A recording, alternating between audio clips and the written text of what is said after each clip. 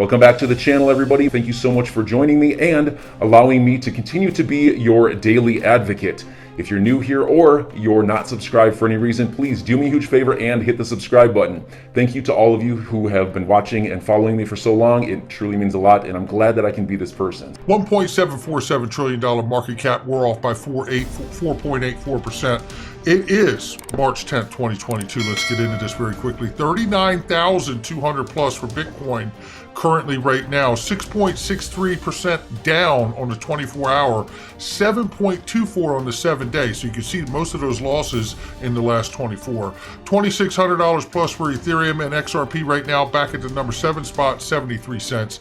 And we see that we're over 3.5% on the downside today. 73 cents on the bottom, 78 cents on the top. We'll keep an eye on it. Don't forget, at some point, this case is going to end with the Ripple and the SEC. And don't forget, when it does, Ripple intends to IPO with the exact market regulator that is suing them. And when they do, you're not going to be able to get Ripple anymore because it will make a public exit just like Coinbase did. So make sure if you wanted to go to link2.com, put a link underneath the video. This is a stark reminder right here. And I tell you, just like Zero Hedge says, at least people will start walking again, showing gas prices and God knows where at $7.35. That'll have you walking like you got tacks in your shoes. Looks like I'll be checking the air in those bike tires. Take a look at this. This is the Digital Chamber of Commerce, who won't answer us on why they've shown zero support or acknowledgement to John Deaton and the 65,000 XRP holders in the class action lawsuit. But you know what? She does have something good to say here. It's relevant. Let's take a listen right here. And hopefully, Perry Ann Boring will answer all of us at some point. Check it out. There's a number of reasons why crypto is not the currency of choice for Russia to evade sanctions. As far as we can tell, it's not a part of their strategy. Since as far back as 2014, when Russia entered Crimea, they have been working to sanction-proof their economy, and they've been diversifying capital into a number of different asset classes, most notably the Chinese yuan and gold.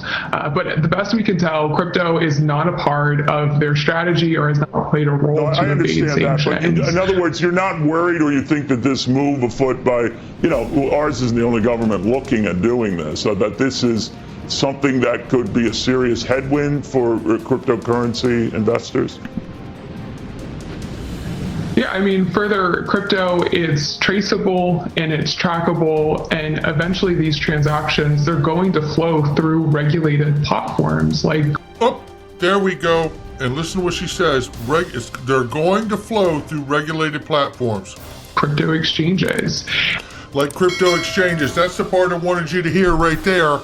And the reality is that most of these exchanges are regulating themselves because they're not registered with the SEC, right? And certainly not in the way that Gary Gensler wants them to. But this reminded me of this clip. Let me give you this clip because of where we're going to go and think about what's going on. Hear this clip now, understanding that the executive order is telling us that they're going to embrace crypto. It's not going away. America recognizes that they're not the leader in the fourth industrial revolution, but they're going to be. That's what the executive order is basically saying. And they point out that when it comes to financial stability, systemic risk, or whether we're talking about cross-border payments, we got to be talking about this too. Because if you're going to regulate the exchanges, whether you go through the SEC or some other market regulator, honestly, I think the exchanges need to be regulated just like we see NASDAQ regulated, or just like the NYSE regulated. Now, if they come up with a different agency that does that, fine. If it's a CFTC, fine. If it's the SEC, whatever. Just as long as these assets are allowed to continue to grow into their full-scale intended use, XRP included, right? But listen very carefully to what Ashish Birla says, because Ripple Liquidity Hub, I feel, and the XRP decentralized ledger are going to play an important role in these platforms being regulated. Because if these platforms have to source their liquidity for transactions of crypto by plugging into the XRP ledger, that could be a very, very streamlined way for the market regulator to begin to police the highway of the XRP ledger, the decentralized exchange, just the way you would a way station, just the way a cop would sit on the highway and check for radar and see who's speeding, who isn't, what transactions look suspicious versus which do not. This aligns, in my mind, with what we've heard Brian Brooks and Chris Giancarlo also say, where market regulators need to get from the mindset of regulating entities to regulating activities. And this starts to take shape of that in my mind, especially with the executive order. Take a listen. Don't steal my thunder, because I want to get into what corporations should or should not be doing right now with crypto. But as part of Liquidity Hub, is that trading? Is there a trading component too? Well, underpinning liquidity is the buy and sell. And the definition of liquidity is the buy and sell. So we offer an interface that enables enterprises to buy and sell crypto. So you can think of us as an integrator and an aggregator across a number of exchanges. If you're familiar with Kayak or Google Flights, it's sort of an integrator across a number of different travel websites. Think about Liquidity Hub as aggregating crypto liquidity across a number of venues. Today, a lot of centralized ones, but I think in the future, decentralized liquidity is going to become more important, and I'm excited to head that way as well with the product. To the crypto, which really speaks to me in the back end here, that here's what else we know too. That recently the SEC, Gary Gensler, Allison Herron, Hester Peirce, and Caroline Crenshaw just voted, when I played for you a month or so ago, to do what? Shorten the settlement time for derivatives and securities. Couldn't you also source the Ripple Liquidity Hub and the XRP Ledger, the decentralized exchange, to do exactly that? Well, of course you could. And they specifically said they were already indeed working on some such things with distributed ledger technology to achieve that goal for which they voted unanimously to do. So keep all of this in mind, knowing that we have this executive order now. Now, looking right here, this is a reminder I wanted to give everybody right here about the video from this morning. If you've seen it, fine, but very quickly, I do want you to know that Ashish Birla, I feel, pointed to a very big clue in his tweet, where he said one thing that stands out in the executive order acknowledgement that many in the US and elsewhere are underserved by the current financial system. And then that's what this executive order says: underbanked, cross-border money transfer, payments are high, Americans underserved, traditional banking system. And then if we go in here and we look at this, you see further advancements include open payment systems like Ripple. This is from a 2016 Inspector General report for the United States Postal Service, considering the options of using something like Bitcoin, Ethereum, and Ripple to really modernize the entire postal system to banking, for which there's a pilot as well. This is a quick reminder also that in regard to the Universal Postal Union, which is the United Nations Universal Postal Union connected to 193 countries, we know that they did a test using, in fact, Ripple and XRP for the currency transfer through that network as well. So when you think about this executive order and where we're going here, I think this really gets us back on track to where we can focus on the fact that we have been on the long journey of building the market infrastructure, watching Ripple get those things done. And I believe we're very close to watching this court decision come down and possibly the Treasury come in, and we're going to see, I believe, XRP become the most compliant digital asset on the face of the planet, at least for the near term. That's what I think we're looking at, staring down the barrel of. But before we get there, we got to get here. This is Grant Van Gogh, who basically chair and CEO of Ontario Securities, and listen to what he says about crypto from the Securities Commission world, right?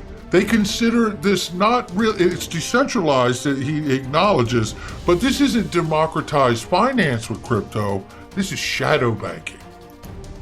Through the last financial crisis, the entire regulatory system on a worldwide basis addressed derivatives, addressed banking risks, And now this new asset class with 2 trillion plus outstanding has emerged, and at some point it touches the real economy and financial institutions to a degree that it will become systemic. So systemically important and pose systemic risk.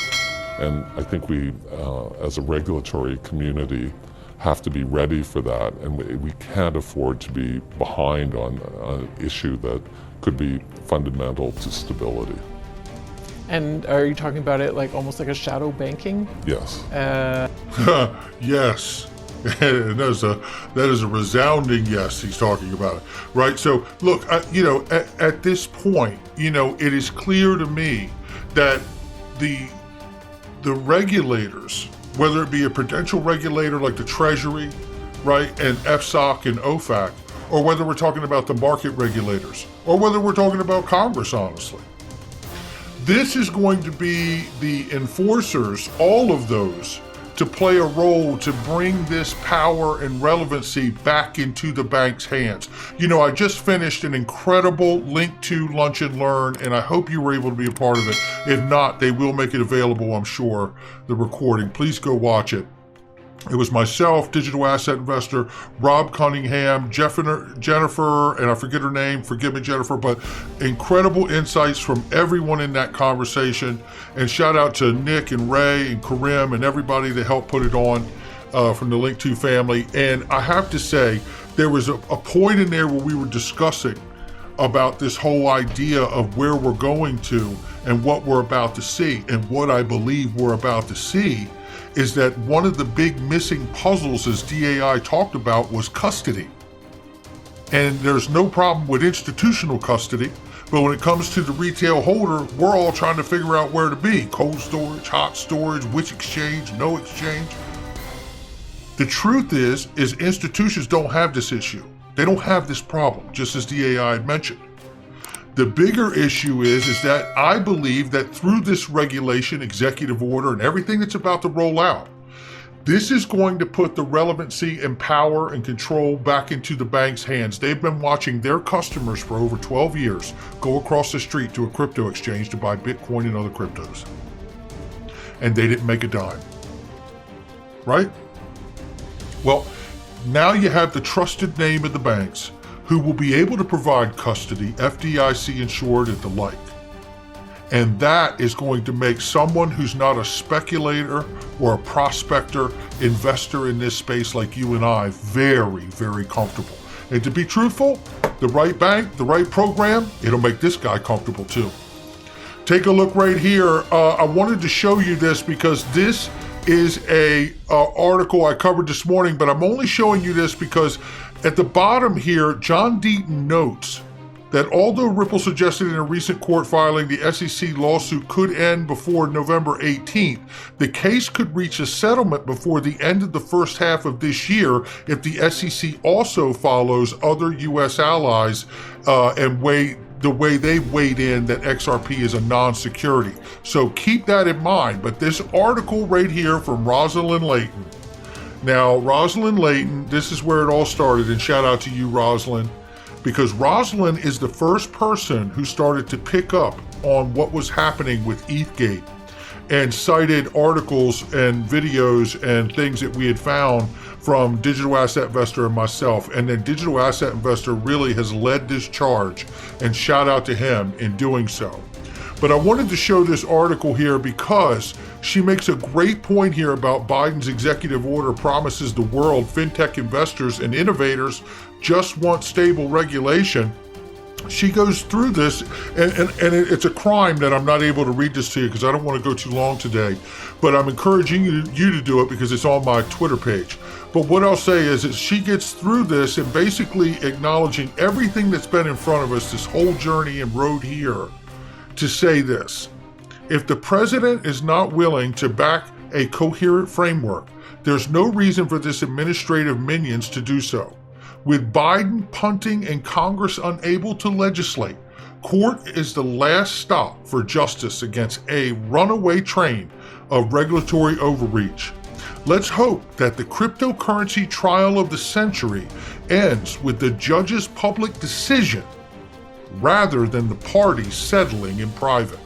Rosalind, that is such an amazing point to make, that we don't want to see this case end without us knowing that we got the clarity that we needed and the retail investor being left in the dark. So enjoy your day, everybody. I'm always here for you. Leave any comments or questions below, and be sure to subscribe. But thanks, everybody. I really appreciate you. Enjoy your day, and I always have your back. So thanks so much, everybody.